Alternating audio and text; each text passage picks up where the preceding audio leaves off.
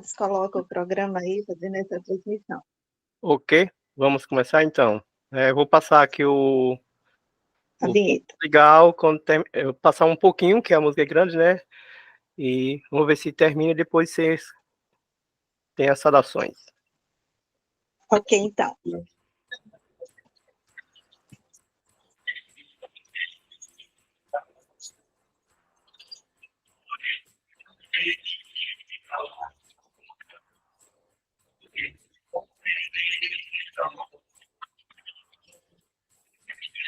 Dizem que a mulher é o sexo frágil,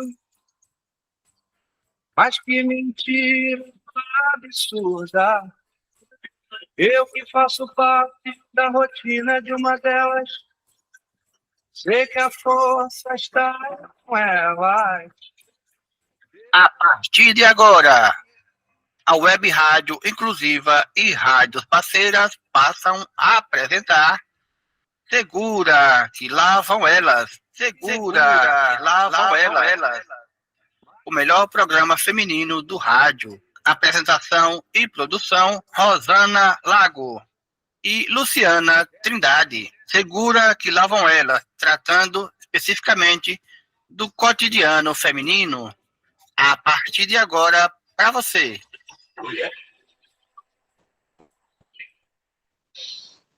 Olá, muito boa noite, os ouvintes do programa Segura que lá vem elas.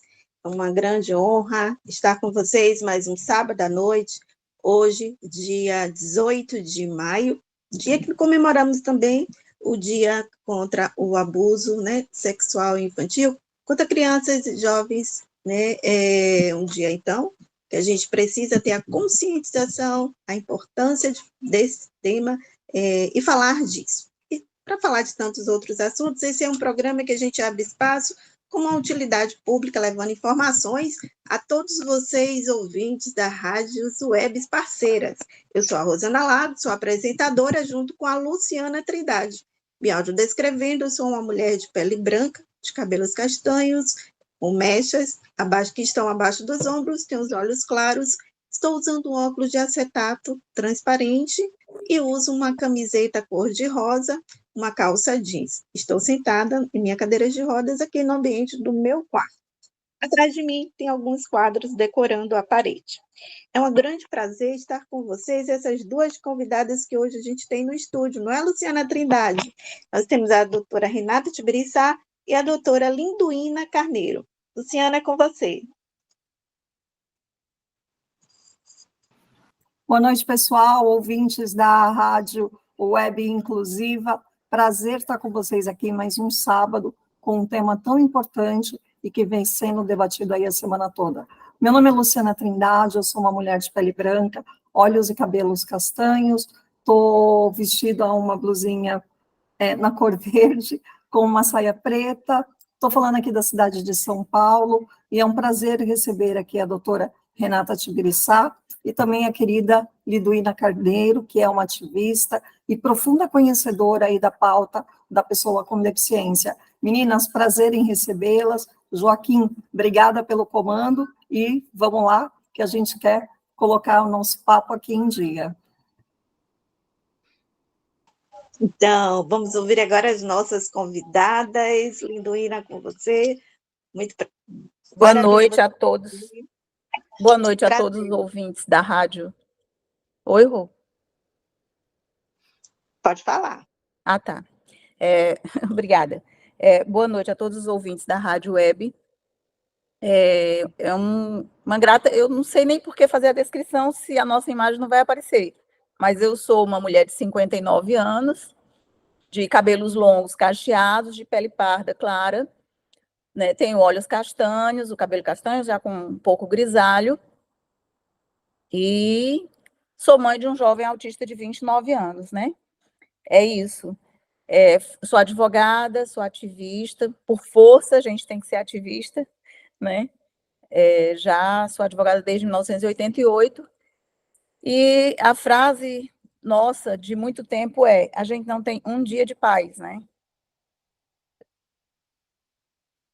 Agora é a Renata. Ou Sim, eu já Renata. falo, Rosana? Vamos ouvir a doutora Renata se apresentar e a gente entra então no tema. Bom, boa noite a todos e todas. É um prazer participar desse programa e vou fazer minha breve audiodescrição, né? Eu sou uma mulher branca, de cabelos e olhos castanhos. Eu tenho 48 anos, sou uma mulher com doenças raras, com uma deficiência invisível, e é um prazer poder participar desse evento, desse programa com vocês aqui. E eu sou defensora pública, coordenadora do Núcleo dos Direitos da Pessoa Idosa e da Pessoa com Deficiência, da Defensoria Pública do Estado de São Paulo, e também estudo sobre direitos das pessoas com deficiência, sou pesquisadora, fiz mestrado e doutorado também relacionado aos distúrbios de desenvolvimento, e é um prazer poder estar aqui com vocês hoje. Obrigada, nossos participantes. Então, antes da gente entrar, adentrar de fato no tema que é desse nosso programa de hoje, como a Luciana bem colocou, um tema tão importante, porque afeta tantas pessoas, tantas famílias de autistas, né? É importante a gente ressaltar que o direito à saúde é um direito fundamental previsto na Constituição Federal, no seu artigo 196. A própria LBI também garante esse direito lá no artigo 20, bem como a própria convenção. Então, eu queria que vocês, por gentileza, se a Luciana também tiver uma outra pergunta para fazer em seguida, falasse para o nosso público, nosso ouvinte, o que é que está acontecendo com os planos de saúde que estão havendo o cancelamento para atendimento às pessoas com espectro autista, né, as pessoas autistas, né, as pessoas com doenças raras, enfim. Explica um pouco para que o nosso ouvinte de casa, que até não está sabendo ou quer entender melhor o que é que está acontecendo, por gentileza. Eu passo, então, a palavra para a doutora Renata ou a Luinduína. Tanto faz. Fique à vontade. Eu posso fazer só um breve comentáriozinho?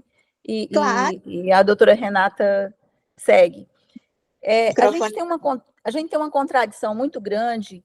Nós temos uma Constituição Federal que ela é tipo, assim, tipo do pós-guerra, né? Porque ela é fundamentada na Declaração Universal para os Direitos da Humanidade, que é do pós-guerra, e a nossa Constituição Federal ela vem após um período do que a gente chamou de ditadura militar, né? Um período de um regime totalitário. Então, a gente buscou, na época da construção da Constituição, todas as garantias para a pessoa humana. Por isso que a Constituição ela é inaugurada falando sobre cidadania e dignidade da pessoa humana. Depois ela segue dando o trabalho como direito, a educação como direito, a moradia digna como um direito, a seguridade social como um direito, né? E aí o infinito número de pessoas com deficiência que são beneficiárias do benefício de prestação continuada, isso não existia antes, né? Então, a saúde, ela é um direito nosso, mas há uma contradição, assim como a educação é um direito nosso, há uma contradição quando você coloca, a gente vive num sistema que é capitalista, ou seja, o dinheiro está à frente, o lucro está à frente, e o Estado diz que é garantidor. E aí fica a questão da empresa privada que se mune, certo, de uma função que é obrigação do público, do Estado, né? Mas ela não tem essa identidade com o Estado, naquela forma como ele está composto pela Carta Constitucional dele, né? Pelo regime garantidor dele. O compromisso de quem abre um plano de saúde, uma seguradora de saúde, é um compromisso com o lucro. Então, eles colocam situações pré-existentes, eles colocam limites, né? A questão do etarismo, eles colocam limites em relação à faixa etária, e eles agora, quem não lembra da briga que foi o rol taxativo da ANS, né? Principalmente para autistas. Então, assim, há uma incompatibilidade entre o que o Estado brasileiro se propõe através de uma Constituição Federal pautada na defesa dos direitos para a humanidade e a realidade de explorar economicamente saúde, educação, certo? E outras garantias para a dignidade da pessoa humana. Então, o rol taxativo da ANS conseguiu barrar, mas aí vieram outras regulações, vamos dizer assim, cedendo a esses planos de saúde a possibilidade de uma ruptura unilateral, né? E eles aproveitam de todas as formas, infelizmente, com o auxílio dos nossos colegas, né, da assessoria jurídica, de assessoramento jurídico deles, mas aproveitam de forma criminosa para descumprir a lei, inclusive os próprios contratos que são firmados, né, dizendo que estão defendendo o direito deles ao lucro. É isso que acontece. Liduína, aí nessa sua fala, eu quero aproveitar o gancho e pegar aqui uma fala que eu conversando com a doutora Renata essa semana, que me disse a quantidade de famílias que têm procurado a defensoria, né, doutora Renata? E aí eu gostaria muito que a doutora Renata falasse um pouquinho sobre essa busca, sobre, de fato, qual é o cenário, né, para as pessoas com deficiência, doenças raras, patologias e autismo, enfim, qual é o cenário para essa população no Brasil?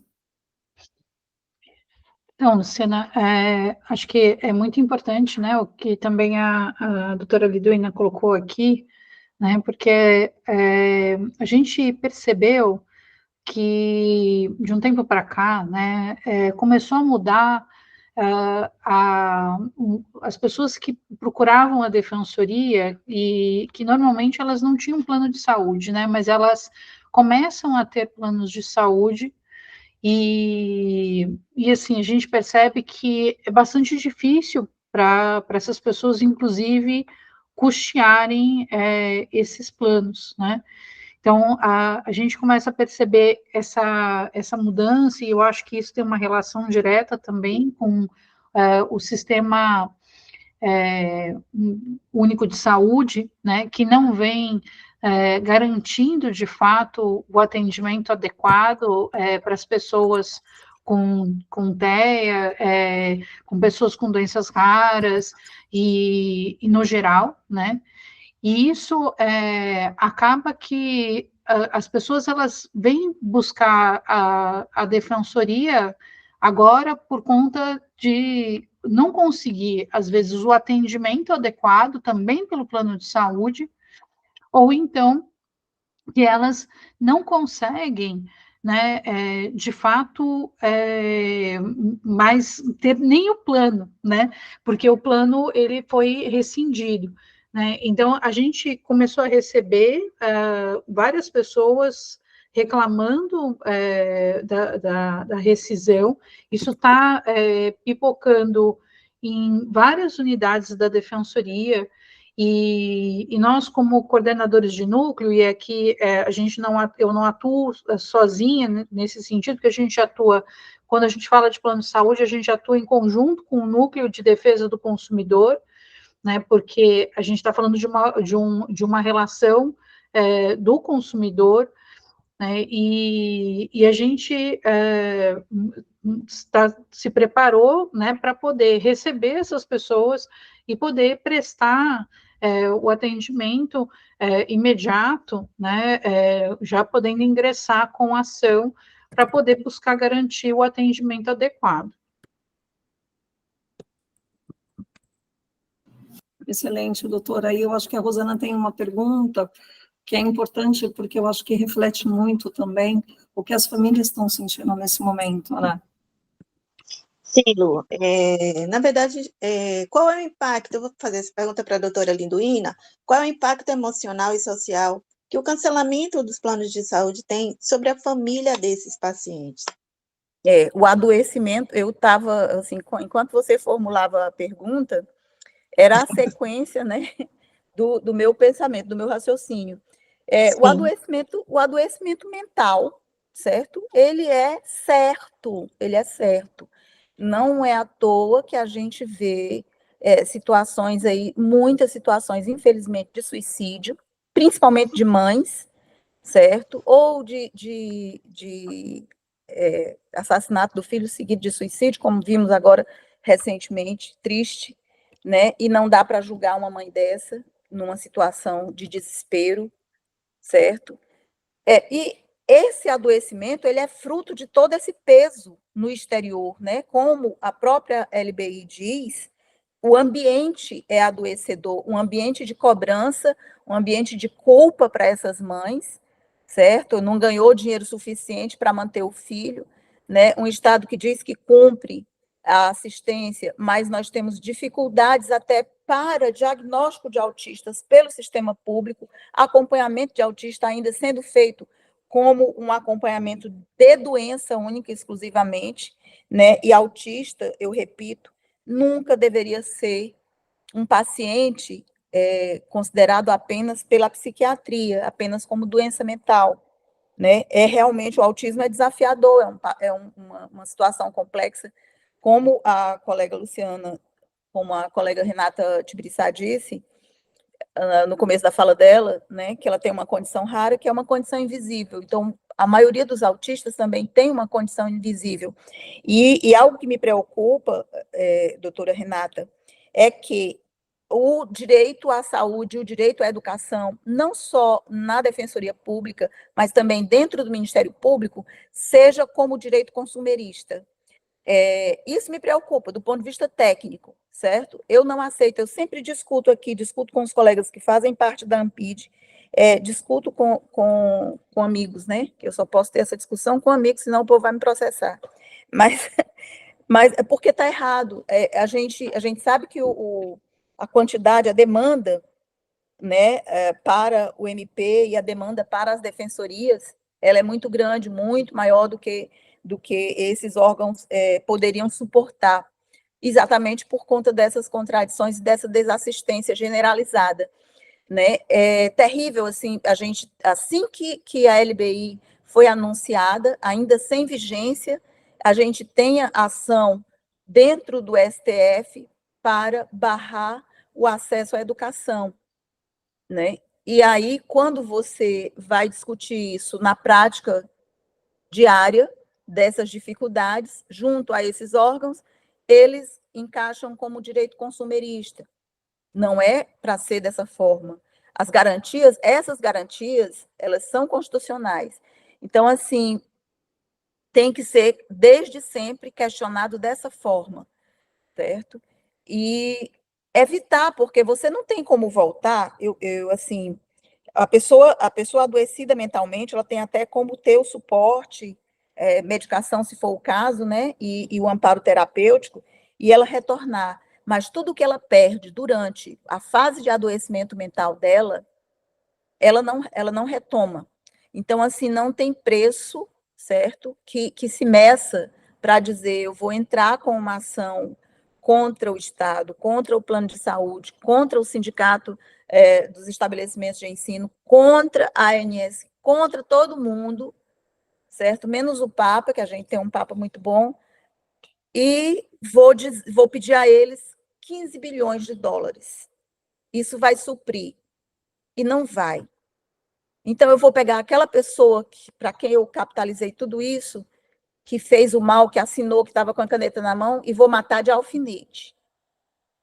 Também não vai, né? Então, o que acontece com a gente, o sofrimento que a gente passa, as perdas que a gente tem, não só as mães têm, como os filhos também têm, e toda a família daquele ciclo amoroso, eu vou dizer assim, né? Porque às vezes você tem uma constituição de família civil, mas que não é a constituição familiar exatamente. Mas aquele ciclo amoroso de família, o prejuízo que vem disso daí, ele é irreparável, certo? E a prova que a gente tem dessa irreversibilidade e desse reparo que não se alcança é o crescente número de suicídios, que já se esconde para não estimular. Né? Eu não dou nem like quando eu vejo nas redes sociais uma publicação que seja de sofrimento. Eu nem dou like, eu nem comento. Porque a partir do momento que eu comento ou dou um like, eu estimulo. Então, eu já não posso estimular, porque eu sei que aquele adoecimento ali, ele pode ser limitado ou ele pode se expandir para outras mães. Porque quando eu vejo uma mãe adoecida, eu também adoeço um pouco. Porque eu sou impotente para livrá-la do adoecimento dela. Né? E essa impotência nos adoece. E isso é muito ruim. Então, quem paga essa conta? É uma situação Bastante difícil. gera, né? Parece que vira uma bola de neve, né, Liduína? Eu percebo na sua fala o quanto todos esses pontos eles envolvem a questão emocional e o quanto isso repercute na vida da mãe, né, da família e principalmente, claro, do filho, da pessoa com deficiência que precisa do tratamento e o quanto isso vira uma bola de neve na sociedade, pensando até naquilo que a doutora Renata Tibiriçá tinha falado, de que o SUS, de fato, é uma estrutura boa, mas que, na maioria das vezes, não compreende todas essas necessidades, no sentido de que você não consegue todas as terapias necessárias para o atendimento.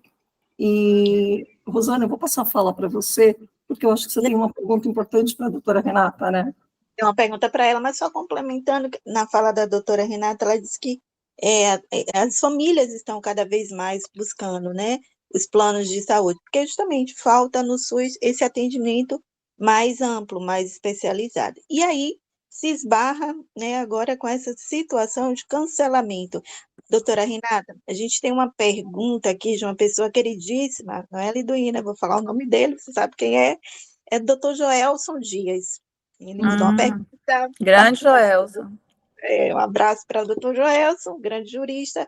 Ele diz: como as leis brasileiras e a Convenção sobre o Direito das Pessoas com Deficiência da ONU protege as pessoas com deficiência, patologias e doenças raras contra o cancelamento de seus planos de saúde? E o que pode ser feito para fortalecer ainda mais essas proteções? Então, eu acho que é algo que a gente tem que começar a pensar a respeito de o que nós esperamos, né, da saúde para as pessoas com deficiência e para as pessoas com doenças raras, para as pessoas idosas também. Como é que a gente, de fato, vai garantir esse direito à saúde, né? Porque a gente vem recebendo reclamações de famílias, de pessoas que têm filhos com autismo, né?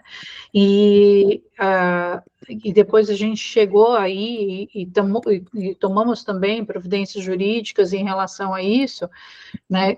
Fomos a centros especializados de reabilitação e assim, as pessoas têm que aguardar 2 anos para conseguir ter acesso a uma terapia, uma terapia ocupacional, uma fonoaudiologia, né? E assim, para as famílias, para as mães, isso é absolutamente desesperador quando elas ouvem, né? E o que a gente sabe que é real, né? Que quando a gente fala de deficiência, a gente precisa pensar em diagnóstico e intervenção precoce, né? E quando a gente trata, especialmente de transtorno de desenvolvimento, cada dia faz diferença, cada tempo faz diferença.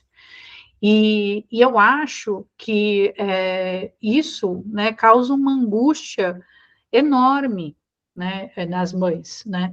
E nesse desespero, eu já atendi isso que a doutora Liduína estava colocando aqui, eu já atendi muitas mulheres, mulheres já me ligaram, falaram, se eu não conseguir isso, eu vou me matar, eu vou matar ele, vou me matar, né?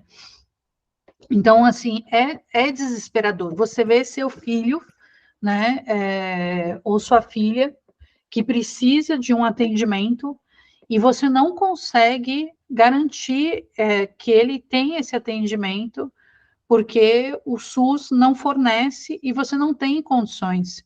Então, assim, o que a gente está sabendo é que tem mães que muitas vezes vivem do benefício da prestação continuada com seus filhos e gastam parte desse benefício para conseguir pagar um plano de saúde, né, dos mais simples, que é o que ela consegue, né, e depende de doações para poder comer, né? Então, assim, é uma situação, de fato, desesperadora, e o quanto isso viola tudo que é garantido na convenção, na Lei Brasileira de Inclusão, né, e tudo mais.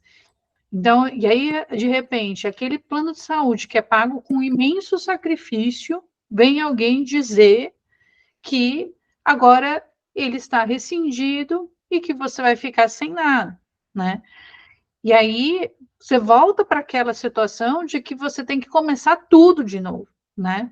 Fora isso, ter que buscar órgãos de defesa de direitos, né, ou mesmo advogados, é outro sofrimento, porque nada no judiciário é certo, nada no judiciário é matemática, né? Então, a gente não tem como garantir que as coisas vão acontecer na velocidade que as pessoas esperam e nem da forma como elas gostariam e como a justiça deveria agir, né? Então, é muito sofrido tudo isso, né?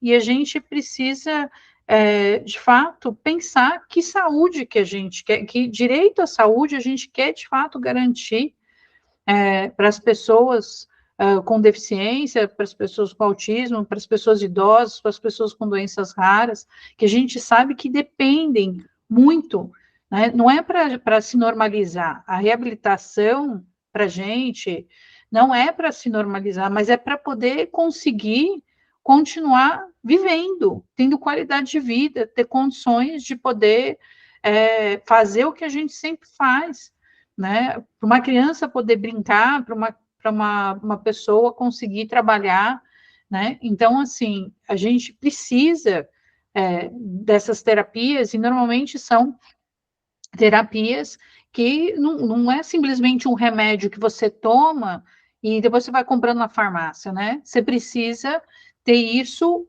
garantido com frequência e com periodicidade, porque senão você vai ter regressão na sua condição, com risco de adquirir maiores lesões e com mais dificuldade de poder, de fato, estar incluído e participar em igualdade de condições com as demais pessoas. Perfeito. E nós estamos às 19 horas e 26 minutos com o programa Segura que Lá Vem Ela, através da transmissão das webs rádios. Rádio Inclusiva, Alta Sintonia, Rádio Arte Moderna e Rádio Nova Inclusão. Obrigada, então, às nossas participantes aqui do programa. Nós vamos seguir e tem mais perguntas. O público de casa e até de outros estados estão mandando pergunta. Eu vou fazer uma agora, que é a do Antônio, lá de Alagoas, Linduína. Ele é pai de um jovem autista e ele da Abraça. Mandou até uma lembrança para todos os membros da Abraça. Ele pergunta, ele fala, né? Na nossa Constituição convive o princípio da livre iniciativa e o princípio da dignidade da pessoa humana. Dito isto, ao cancelar um plano de saúde de forma unilateral, o plano de saúde viola um dos fundamentos da República, o qual é a dignidade humana.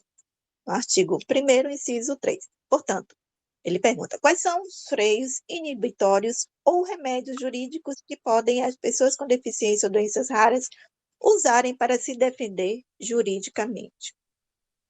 Pronto. Ele é advogado? Primeira pergunta, porque assim... Primeira pergunta técnica. Um abraço para o Antônio, um grande ativista. Né? Quando pergunta assim, o remédio jurídico, né? Se for advogado, o Antônio vai saber que o remédio jurídico vai ser de acordo com a situação de fato, né? Que a gente pode dizer, o remédio jurídico, nesse caso aí, vai ser um mandado de segurança, a depender da pessoa que está cometendo o erro, né? Mas o remédio jurídico pode ser também só uma ação ordinária, uma ação cautelar, né? Um pedido de antecipação de tutela dentro de uma ação ordinária. Então, o remédio jurídico pode ser, sempre será, aliás, de acordo com a situação fática, né? Agora, veja bem, convive essa questão da iniciativa privada, mas é o que eu disse no início, educação, saúde, acesso ao emprego, né, e trabalho, ele faz parte de um bloco, moradia digna, né, fazem parte de um bloco de necessidades para que se para que se tenha garantia de dignidade, certo? Então, garantia de dignidade está dentro disso aí, está dentro do corpo da Constituição Federal. Não dá para mexer, né? É aquilo que a gente chama de pedra dentro da Constituição, né? São cláusulas que não se mexem. Você muda, pode fazer aí a ANS as resoluções que quiser fazer, né? Mudando e dizendo que pode ter essa coisa equiparada a uma denúncia vazia, ou seja, uma ruptura unilateral, porque o que caracteriza um contrato tem duas partes, né? É a bilateralidade. Se o que caracteriza é a bilateralidade, tem que haver uma justificativa para essa ruptura unilateral, principalmente, como é o caso, quando ela gerará prejuízo para outra parte. E aí, se gera prejuízo para outra parte, vem outra garantia aí constitucional, que o prejuízo tem que ser reparado, né? Que o Estado, o juiz, vai ter que garantir que aquilo dali seja reparado, que não se perpetue. E no caso da saúde, não só no caso da saúde, eu acho que da educação, do emprego também, certo? Em todas essas condições aí garantidoras de dignidade humana, nesses casos, a obrigação de reparar, ela é larga, porque tem também uma situação subjetiva que você terá dificuldades em materializar, porque é a situação da outra, né? Mas você pode materializar de diversas formas. Então, é isso, Antônio. Se você for advogado, pegue aí com a doutora Rosana o meu contato e a gente discute pelo WhatsApp. Mas é 85, porque eu falo de Fortaleza. Posso passar, né, Rô? Pode, sim. 98805-2674. Um abraço para Paraíba, não é? Olha, se prepare, você vai receber vários recadinhos, hein? Não tem problema, não. Daqui para o final do ano, eu estou num grupo da universidade, que é dos 70 anos de aniversário da universidade, aí a gente fez um grupo para resgate histórico de umas coisas aí, que amanhece todo dia com 1000 mensagens. Então, dá certo. Daqui para o final da semana eu respondo. Isso é de verdade, eu vou fazer um print amanhã de manhã para vocês. E no final, você repete seu contato e as redes sociais para que os ouvintes possam, então, mandar alguma pergunta, dúvida. Doutora Renata também, fica à vontade, se quiser disponibilizar os seus contatos. Vou passar para a Luciana, se ela quer fazer algum comentário, mais alguma pergunta, Lu?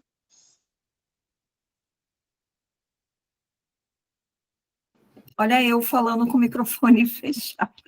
Eu tenho mais uma pergunta, assim, lembrando, até a doutora Lidoína trouxe essa lembrança para a gente sobre a mobilização que teve, né, com relação ao rol taxativo, e o que a gente tem percebido, né, nesses últimos dias, é que tem também havido uma mobilização nacional, mães indo para as ruas, né, a busca incessante pelas defensorias.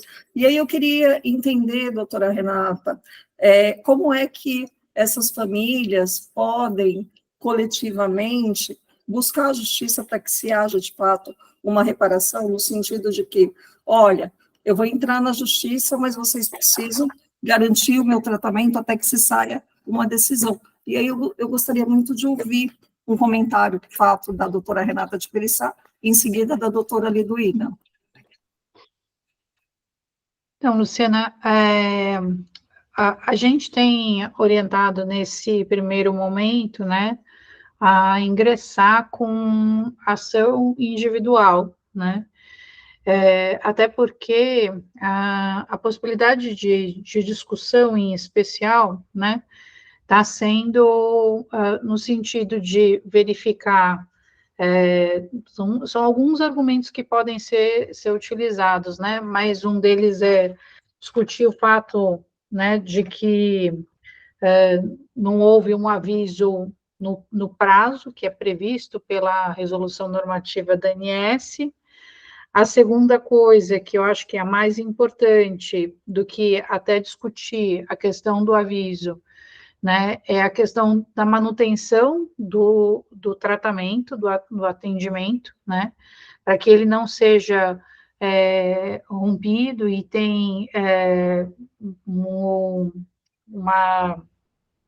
decisão no caso do Superior Tribunal de Justiça, né, que é o tema 1082, que trata da possibilidade, da impossibilidade dessa rescisão, né, se a pessoa ela necessita continuar sendo atendida, né? E o que a gente está percebendo é que isso não está acontecendo só no estado de São Paulo, né, que é onde eu atuo. A gente tem recebido informações, eu também estou na coordenação da Comissão dos Direitos da Pessoa com Deficiência da Associação Nacional de Defensoras e Defensores Públicos, e a gente tem recebido informação de que isso está ocorrendo em vários estados. Pela informação que nós tivemos, né, na sexta-feira, eu também faço parte do Conselho Estadual da Pessoa com Deficiência, né, pela Defensoria Pública aqui do Estado, do Conselho do Estado de São Paulo, e teve uma pessoa para relatar, e o que ela disse, que os casos são, especialmente, né, nesse momento, o que está acontecendo em relação, em especial, a 1000, né, que rescindiu unilateralmente os contratos de adesão, né, coletivos, né, e parece que, pelo que ela falou, não foi fornecido tempo, né, nem de 60 dias sequer, foi isso, e o que está acontecendo de mais complicado é a dificuldade que as pessoas estão tendo de contratar, de migrarem também para outros planos, né? Quando os planos eles estão também em valores muito altos.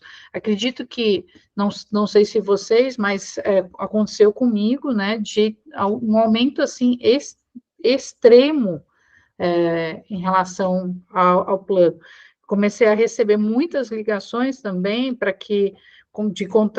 contratar outro plano, e aí eu recebi um aumento que, de fato, tornou impossível a permanência, né? E isso é uma coisa que eu tive que mudar de plano, assim, de uma forma meio rápida, né? E assim, ninguém que tem plano de saúde, no final, está livre disso acontecer. Talvez a gente precisasse discutir de forma mais profunda uma regulamentação. A gente sabe que a gente tem a ANS, tudo, tem essa discussão que a doutora Linuína está trazendo aqui, mas até uma coisa que eu queria falar, nesses casos, a gente não atua só o núcleo do consumidor, a gente faz uma atuação que é internúcleos. Na verdade, núcleo de pessoa com deficiência, direitos da pessoa idosa, pessoa com deficiência, é completamente transversal, né? Então, a gente tem 8 núcleos na defensoria e a gente está sempre atuando em conjunto, em geral, com outros núcleos, né? Por exemplo, a educação inclusiva, a gente atua com o núcleo da infância, né? Então, tá havendo um aumento, de fato, assim, impressionante, né, que está acontecendo, porque o que se diz é que os planos estão tentando fazer com que as pessoas ou migrem para planos também empresariais, né, mas especialmente que migrem para planos de coparticipação, né? Porque o que se diz é que com planos de coparticipação a pessoa tem que pagar uma parte, né? Embora que tenha limites, mas ela acaba tendo mais controle a respeito dos gastos, né? Só que para quem tem uma doença rara, para quem tem uma deficiência, não é uma questão de escolha, né? Você não faz terapia porque você quer, isso é porque você precisa, de fato, né? Então, e aí a gente tem também 2 situações, né? Que é a possibilidade, no caso de contratos de adesão da migração, e no caso de contratos, a possibilidade também da portabilidade, que é uma das coisas que eu fiz portabilidade e foi bastante complexo. Eu fico imaginando para uma pessoa que não tem, assim, conhecimento jurídico, não tem, uma pessoa leiga, né? Mesmo que ela tenha um alto grau de escolaridade, é difícil, não é uma coisa simples, e normalmente os planos procuram não te oferecer essa alternativa. Eles querem que você contrate um outro plano, né? E existe também limitações para quais planos você pode migrar, fazer portabilidade, enfim, é extremamente complexo. Não, e Isso. tem uma coisa também, né, doutora Renata, perdão por te interromper, mas eu estava lendo essa semana, até estudando um pouco sobre a matéria, e no quarto trimestre de 2023, as operadoras de planos de saúde teve um lucro nos últimos meses ali de 2023 de mais de 3 bilhões. Existe um lobby por trás de tudo isso, né, doutora? Então, assim, a gente, um pouco do que a doutora Liduína estava colocando aqui, que eu acho que é importante, né, a gente falar. Quando a gente entrega para livre iniciativa realizar certas atividades, né, é algo que, assim, você está falando em saúde, né, não está falando em qualquer outra, né, a pessoa não está vendendo um produto qualquer, né, ela está, na verdade, disponibilizando, ela está complementando um trabalho que o Estado, né, uma atividade que o Estado faz, né, tanto que essa atividade, ela é e precisa ser controlada, como também acontece com a educação privada, né. Então, assim, não é da mesma forma como uma pessoa explora alguma outra atividade econômica, que foi a discussão que também houve, né, na história da educação inclusiva, que a doutora Lidoína trouxe, né, a respeito de que as escolas disseram que se elas tivessem que aceitar os alunos com deficiência com base na LBI, elas iriam à falência, né, e o STF chegou para elas e disse, olha, vocês vão ter que aceitar alunos com deficiência, porque é obrigação de vocês, né? Não segregar, mas incluir, né? E eliminar as barreiras, né? Que são as verdadeiras deficiências da sociedade, né? E talvez a gente tenha que chegar num momento que vai ser preciso se colocar, né? Alguém chegar e dizer para os planos de saúde, olha, peraí, a situação não é assim, né? A gente sabe que tem assim situações que são complexas, porque as terapias custam muito caro, né? E tem clínicas privadas que, depois de uma decisão judicial, acabam cobrando valores muito elevados, porque as terapias são caras, né? Mas eu acho que a gente precisa, então, se o problema é que existem algumas situações assim, então essas questões precisam ser solucionadas, né? Não podem também os bons pagarem pelos maus, né? Que é um outro problema que também acontece, que foi a história, por exemplo, da isenção do IPVA. Ah, não, vamos excluir a isenção do IPVA porque tem gente que pratica fraude. Mas aí, assim, você tira de várias pessoas que não agem de má fé, que não acontece nada disso e acaba sendo prejudicado, né? Então, eu acho que é uma outra questão que a gente também, se tem alguma distorção no sistema, ele precisa ser corrigido, mas isso não pode fazer com que você puna um monte de pessoas que não tem nada a ver com essa história e que só estão se utilizando de um serviço porque elas precisam, né? Então a gente não pode usar o exemplo de algumas situações, né, que fogem do que deveria ser para poder justificar uma lesão a um grupo gigante de pessoas, né? Excelente, doutora. E de fato mesmo, quem está pagando o pato por tudo isso são as famílias, são os pacientes, principalmente quem precisa de fato dar segmento no seu tratamento, na sua medicação, né? Eu imagino pessoas que fazem hemodiálise e dependem, né, desse plano de saúde. E aí, Rosana, eu não sei se a nossa audiência mandou perguntas, como é que está isso daí? Temos mais perguntas aqui, estou recebendo através do WhatsApp. Obrigada aos nossos ouvintes que têm participado de forma bem ampla, bem ativa. Mas, assim, só Amiga, comentar. fala aí o número do WhatsApp. 719-9966-1396. Podem participar através desse WhatsApp, que a gente manda as perguntas aqui para as nossas convidadas. E assim, só complementando, é um desesperador, né, doutora Renata e Linduína, para as famílias uma situação como essa. E até aquelas que não vão buscar a defensoria, muitas vezes quer até contratar um advogado para, de forma mais célere, então, lógico, uma situação mais grave, tentar resolver, né, essa situação. E, de fato, é cada vez mais um direito a menos que a gente vai vivendo e os nossos direitos sendo cerceados. A Luciana, essa semana, fez uma frase que eu acho bem reflexiva. Diz aí, Lu, para que eu possa passar. Então, essa pergunta aqui, que é lá do município aqui da Bahia, de Laje.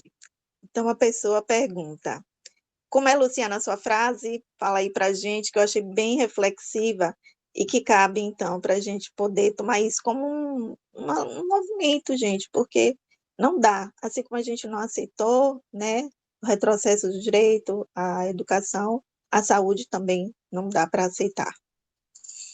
Eu vou até aqui a nossa pergunta, que é do João. Ele faz o seguinte: quais são os desafios mais comuns que as pessoas com deficiência enfrentam ao buscar novos planos de saúde após o cancelamento?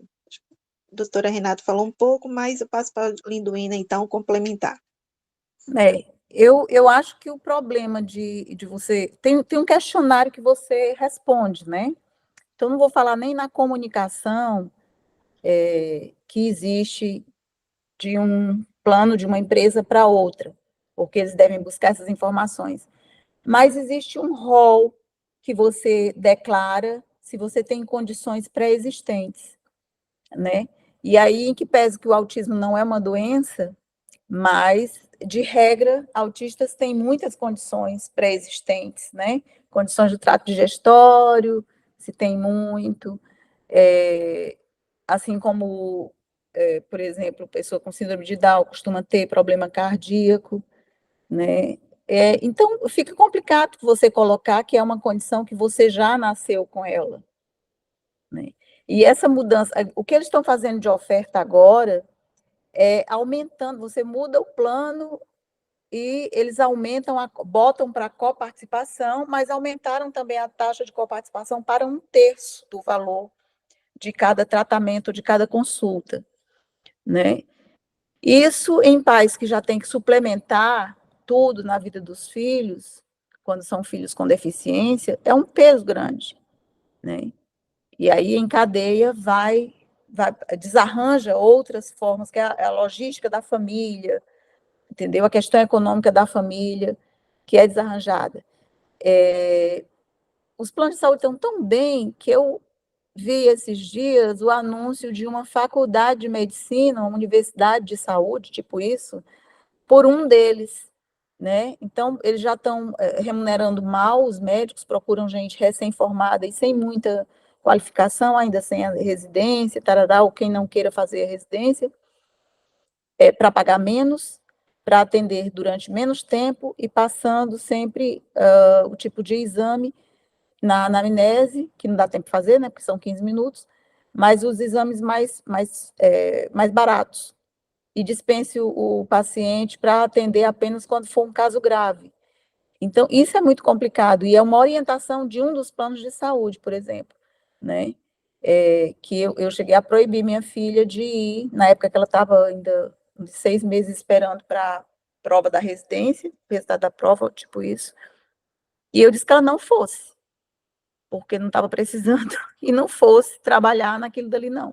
15 minutos de consulta, 15 minutos para retorno, com limitação, e às vezes quando a pessoa pensa que o médico está o tempo todo no celular, na verdade existe um outro médico ou médica coordenadora do plantão que fica passando instruções sobre os pacientes que ela olha, ela acessa online o paciente dentro da unidade, entendeu?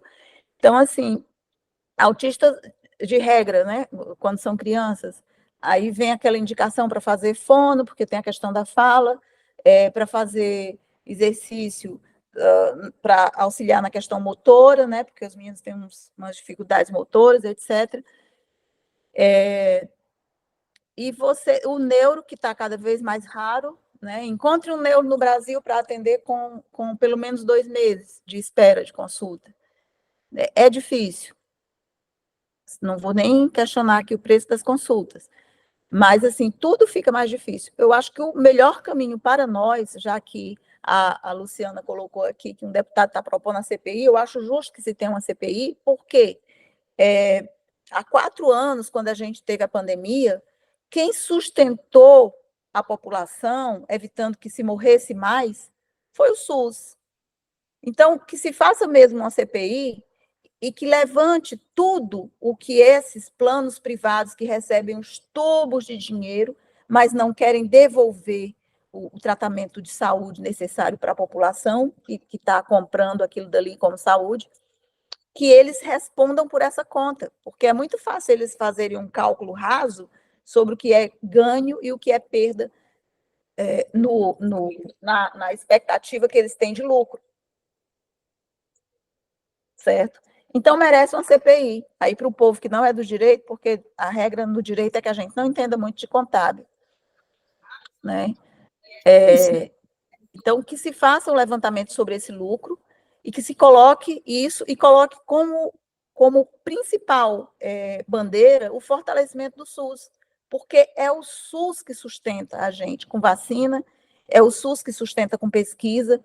A Fiocruz, Rosana conhece, tem uma colega dentro da frente que é da Fiocruz, e eu tenho um amigo também que é da Fiocruz, numa outra área de pesquisa, né? A ex-dentista do meu filho também é da Fiocruz, quer dizer, tudo isso é do sistema público, a pesquisa, a sustentação da nossa saúde.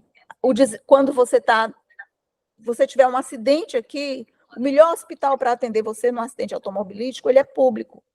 É um hospital de Fortaleza que não atende só Fortaleza e nem atende só o estado do Ceará, porque vem gente de fora para ser atendida.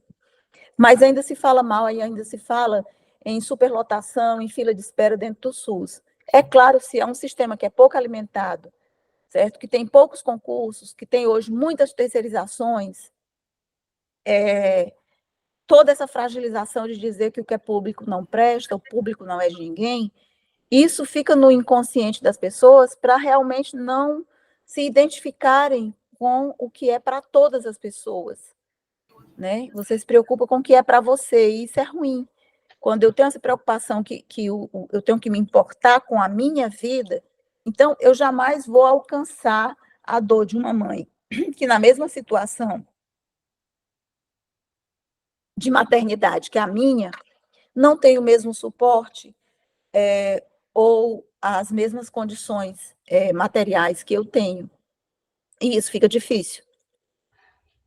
Liduína e doutora, as duas são doutoras, né? Tratar vocês como doutora, enfim. Então, para a gente poder finalizar, porque o programa já está chegando aí nos minutos finais, a gente tem uma pergunta, né? E aí, olhando, inclusive, para essa questão da CPI, que eu acho que, nesse sentido, é importante, porque não é a primeira vez que as operadoras fazem, né, esses cancelamentos unilaterais, abruptos, né, sem comunicar às famílias que vai ser feito o cancelamento. E aí eu queria saber quais seriam as medidas ideais que os órgãos reguladores e as empresas de saúde deveriam adotar para prevenir que as pessoas que são as que mais precisam, né, de fato, fiquem na mão, fiquem sem tratamento. Quais são as medidas que eu acho que seriam necessárias nesse caso? Criar uma legislação própria? Quais são as medidas, de fato, que o governo, enfim, e todo mundo pode se pensar para que esses casos não se repitam? Luciana, te passa a palavra, só informando que nós vamos até às 20h05, com as considerações finais e os agradecimentos. Só complementando, que eu acho que é importante, sim, Lu, discutir essas soluções e políticas, né, que protejam os direitos das pessoas com deficiência e doenças raras no sistema de saúde. Excelente, bem cirúrgica a sua pergunta. Pode passar a palavra para as meninas.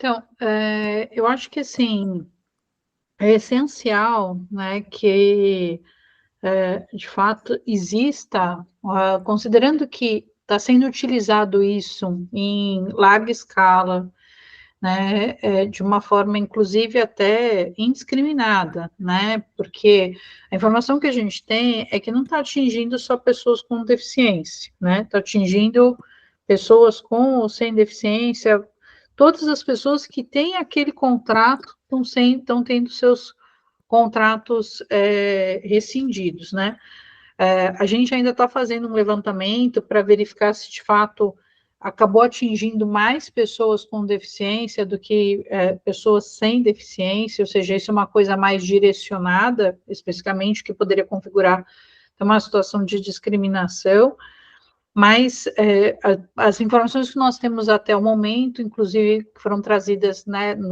na reunião do Conselho Estadual, é de que ela é uma atitude indiscriminada, né? Claro que, obviamente, como tudo que a gente já falou, por tudo que a gente já falou aqui, vai afetar de uma forma mais profunda, evidentemente, as pessoas que mais precisam, que são as pessoas com deficiência, as pessoas com doenças raras, as pessoas, né, com autismo, que são pessoas com deficiência, né, que precisam disso. Então, a gente precisaria, sabendo que tem se adotado esse comportamento, buscar alguma medida que regule de uma forma melhor, né, para que isso, considerando que já tem até uma posição jurisprudencial do próprio STJ de manutenção desses contratos enquanto há o tratamento, né, e que também deve haver a possibilidade de migração sem perda de portabilidade, né, que isso seja regulado de uma forma mais clara, né, para que as pessoas não sejam prejudicadas e que os planos de saúde não continuem usando dessa forma de solucionar certas questões que eles acham que é desse jeito que eles podem fazer, né?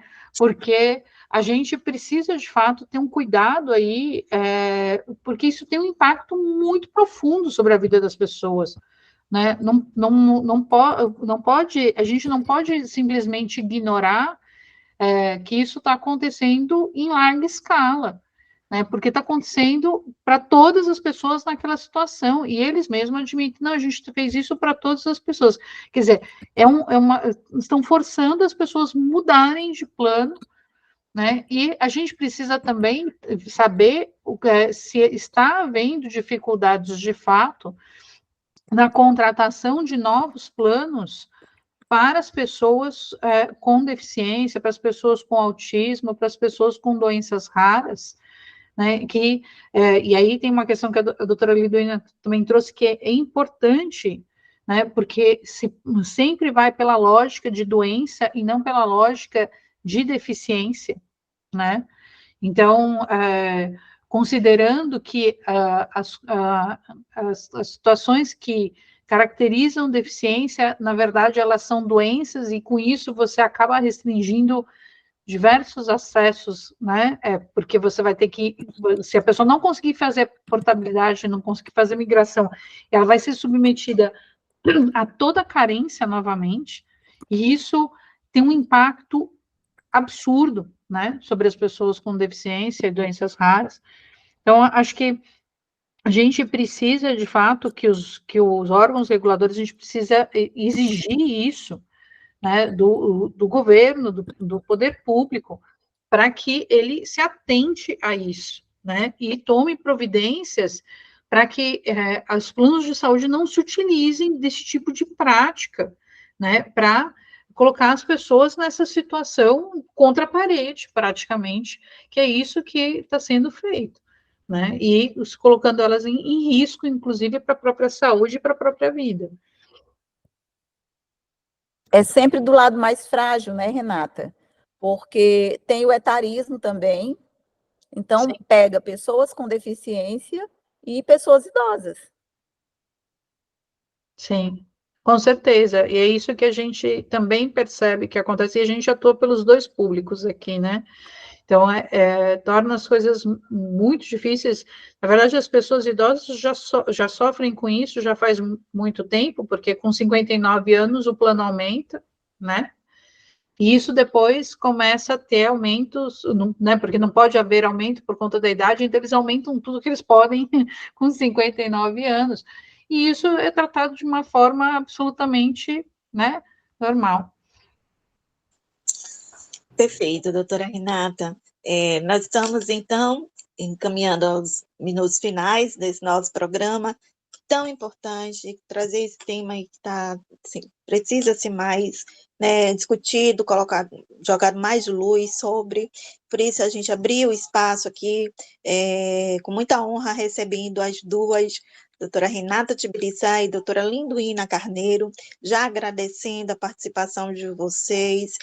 O microfone vai estar aberto para as considerações finais. Nós estamos, então, muito lisonjeadas por isso. Podem deixar o contato de vocês, Linduína pode repetir o teu contato e as redes só pedir para elas orientarem o que as famílias devem fazer nesses casos, né? Onde procurar, o que procurar. Quais são os locais, né, de denunciar e procurar apoio. Perfeito. Pronto, aqui a Defensoria tem núcleos próprios, né? Mas a Defensoria e o Ministério Público, eu acho que são o que de melhor se tem de suporte nisso. Pode procurar advogado, mas eu sugiro que, se procurar um advogado ou advogada, que seja da sua associação, porque, infelizmente, tem também umas questões aí de qualificação que podem trazer prejuízo ao invés de ganho, né, se você não procurar com o suporte necessário.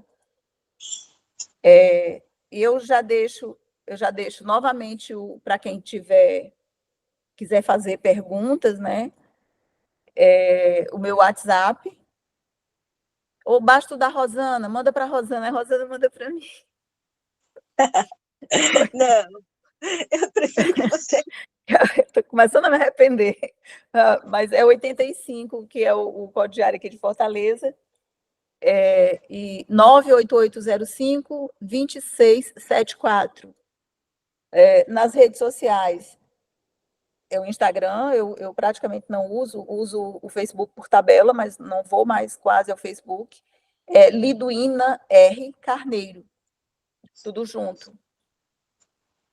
E é isso, muito obrigada, Luciana, obrigada ao menino do suporte Joaquim, né, que é igual o nosso pastor Joaquim, lá do Piauí, que não nos está ouvindo, só Joelso que está, um abraço para o Joelso. E obrigada, Rosana, e obrigada também, Renata Tibiriçá, colega aí da Defensoria. Eu não sou da Defensoria, né, mas me sinto como se fosse. Obrigada, Linduína, nossa companheira, ativista, mãe, coordenadora da Frente Nacional de Mulheres com Deficiência e sempre parceira aqui conosco também.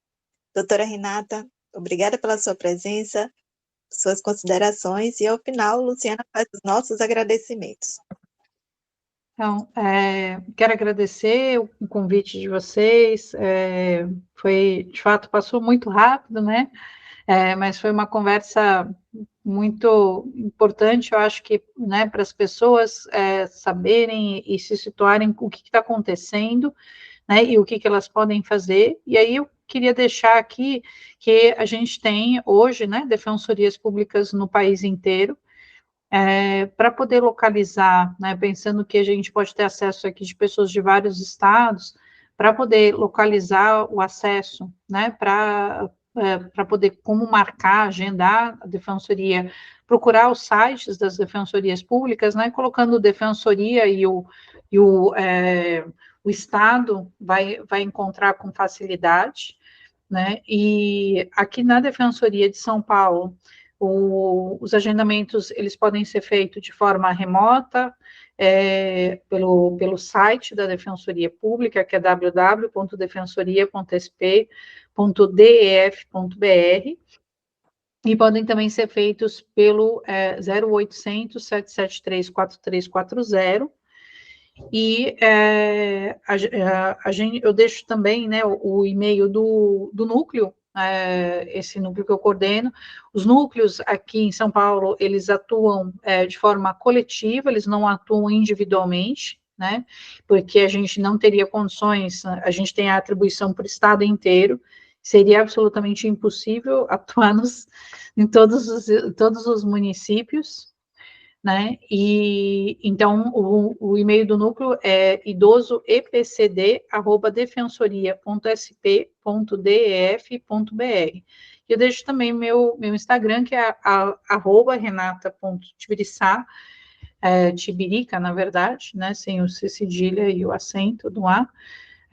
Que vocês podem também me encontrar e podem interagir comigo por lá também. E agradeço demais aí a oportunidade. É isso, pessoal. Finalizamos aqui o nosso programa, agradecendo à doutora Liduína Carneiro pela gentileza de vir aqui compartilhar e trazer as informações, e a doutora Renata Tibiriçá, defensora pública, que fez aí as falas tão importantes, orientando a população que está passando por essa situação a procurar os seus direitos, procurar pela defensoria, e como a Liduína também disse, procurar uma instituição que, de fato, tenha um jurídico para poder apoiar. Rosana, está com você aí. Obrigada, Joaquim. Até o próximo sábado.